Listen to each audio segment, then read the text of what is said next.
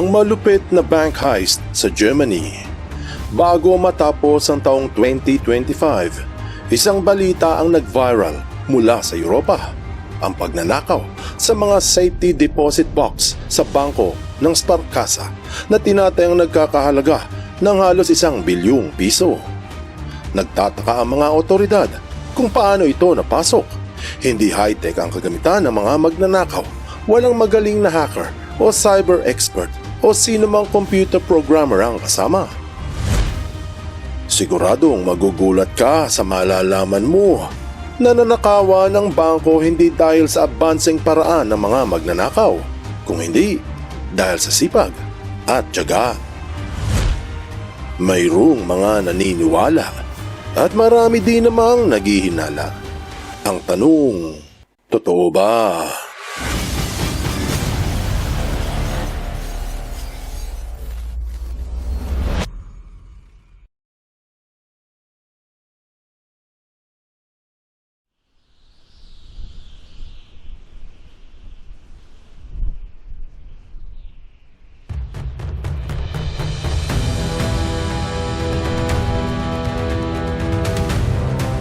Bago matapos ang 2025, habang bakasyon sa Germany dahil sa Pasko at Bagong Taon, naganap ang isang malaking pagnanakaw sa isang sangay ng Sparkassa Savings Bank sa Buer District ng Gelsenkirchen na nasa bandang kaliwa ng bansa. Ang Sparkassa ay kilalang bangko na gamit ng mga tao para mag-deposit ng kanilang ipon at magpatago sa safe deposit boxes.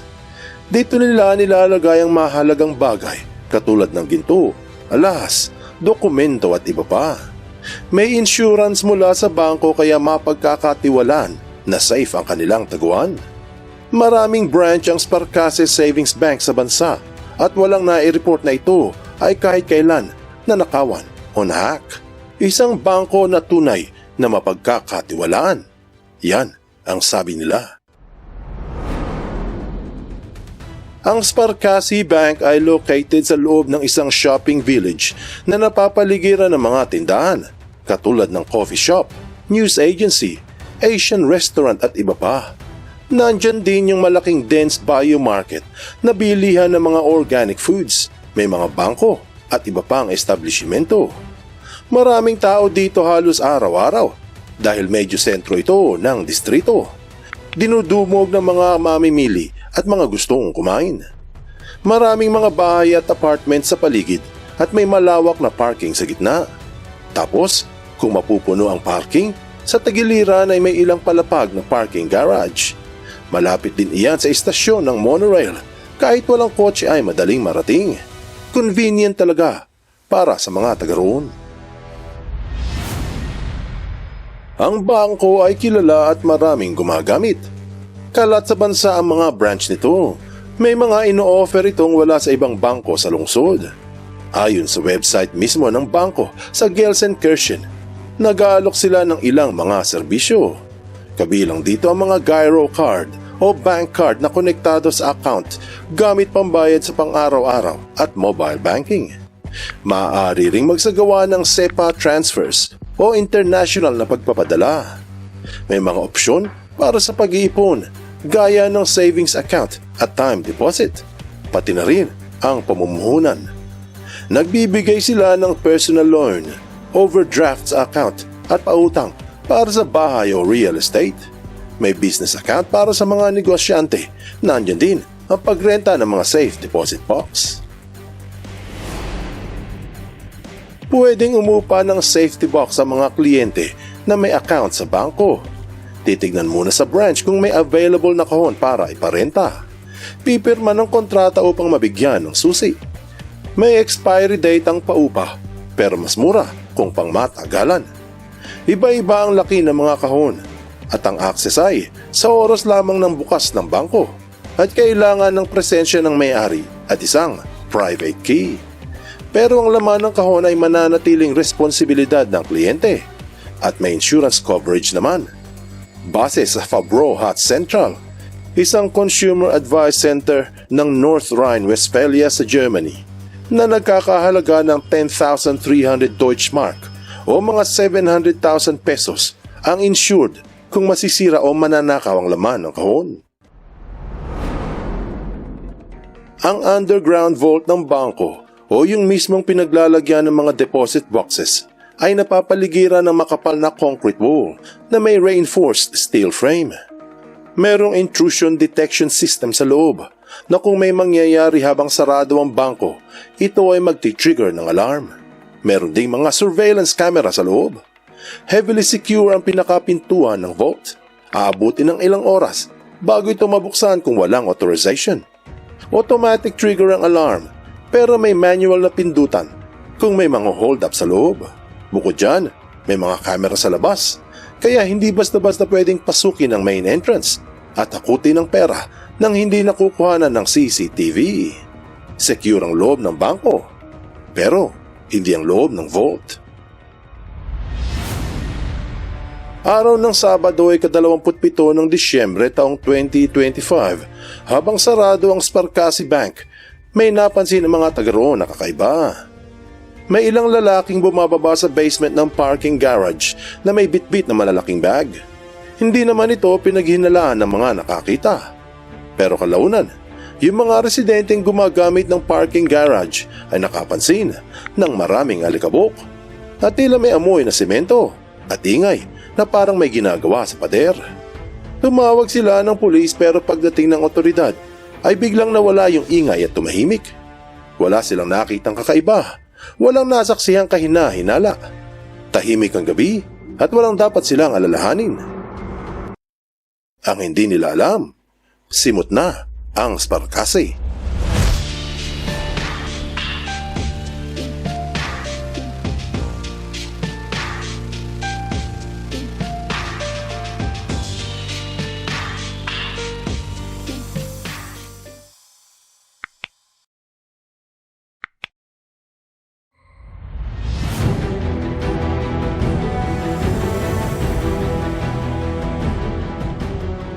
Kinabukasan araw ng Linggo ay 28, pahinga ang mga tao, walang pasok sa eskwela o sa trabaho, at marami ang nagbakasyon sa ibang lugar. Holiday closure sa Gelsenkirchen, kaya talagang tahimik ang buong lugar. Pero Lunes, mga alas 4 ng madaling araw, biglang narinig ang malakas na sirena mula sa bangko. Hindi alam kung sino ang tumawag, pero dumating ang mga bumbero at kapulisan at sinilip ang loob. Wala silang nakitang usok o anumang sunog. Kinontak nila ang opisyal sa bangko upang magbukas at habang naghihintay, inikot ng kapulisan ang lugar at pumunta sa likuran ng parking garage. Wala silang nakita doon hanggang sa bumaba sila sa basement. Isang malaking butas ang sa kanila ay tumambad. Ang butas sa pader ay papunta sa isa pang butas sa vault ng Sparkasi Bank. Naiwan pa nga yung ibang kagamitan na pinambutas. Kinumpirma ng opisyal ng bangko na nabutas ang dingding ng kanilang vault. Ayon sa ulat ng Euro Weekly, gumamit ng industrial-grade drilling equipment ang mga magnanakaw upang makabutas sa makapal at reinforced concrete wall sa vault na nasa ilalim ng bangko. Sa loob nito, nagkalat ang libu-libong safe deposit boxes na tinatayang may bilang na 3,000 mga kahon na naglalaman ng pera, alahas, ginto, dokumento at iba pang mahalagang gamit. Pinaniniwala ang aabot ng 30 million Deutschmark o 1 bilyong piso ang halaga ng mga nawala. Batay sa investigasyon, naganap ang aktual na pagpasok ng mga magnanakaw sa pagitan ng December 27 at 28 habang sarado ang bangko at tahimik ang kapaligiran sa Christmas holiday. Halos 2 araw binuno ng mga kalalakihan ang pagbutas sa makapal na haligi. Hindi abansing gamit ang daladala o isang modern equipment. Ginamit lang ay malaking barena. Dito nila sinimulan ang pagbubutas. Patigil-tigil sila para hindi masyadong marinig sa labas. Isang heavy duty at industrial drilling equipment ang inassemble ng mga lalaki sa parking garage at doon nagbutas sila ng sapat para makalusot ang tao. Pagkatapos nilang makagawa ng butas sa pader, nakapasok sila sa loob ng vault at walang na-trigger na alarm. Siguro, swerte lang sila. Agad na sinuri ng pulisya ang mga CCTV sa paligid at sa katabing parking garage. Sa mga kuha, nakita ang isang itim na Audi RS6 na lumabas mula sa garahe noong madaling araw ng Lunes din. Ang mga sakay nito ay nakasuot ng maskara. Ang plaka ng sasakyan ay nakaw at galing pa sa ibang syudad sa Germany. Hinihinalang ito ang getaway car matapos ang operasyon sa vault. Kinolekta rin ang iba pang CCTV at nakita na nakuhanan ng mga pumasok. May mga maskara itong itim sa harapan ng bangko at pati sa parking. Sa kabila nito, wala pa ring malinaw na pagkakakilanlan ng mga suspect. December 29, Lunes ng tanghali, kumalat ng gusto sa media ang balita at tinumog ng mga customer ang bangko. Kinontak ng mga investigador ang mga empleyado kung sakaling may nalalaman dahil tila alam ng mga magnanakaw kung saan bubutas direkta sa vault. Tinutukan din ang kumpanyang nag-install ng security dahil sa hindi gumana ang alarm system. Baka may mga kasabwat. Pati mga dating empleyado ay tinitingnan. Baka nga naman may kakutsaba sa loob ng branch. Marami ang nag-aalala dahil hindi nila alam kung ang kanilang kahon ay nabuksan o hindi. May ilan ding nagpapahayag na wala silang eksaktong record ng bawat laman dahil matagal na itong nakatago doon. Nag-aalinlangan ng marami sa insurance dahil may limitasyon kung magkano ang pwede nilang makuha. Marahil sa hinaharap, malalaman din natin ang katotohanan. Bakit hindi na-trigger ang alarm? Anong aral ang mapupulot dito? Ang nag-viral na balita sa Germany bago matapos ang 2025 ay hindi pa rin nare-resolba hanggang ngayon.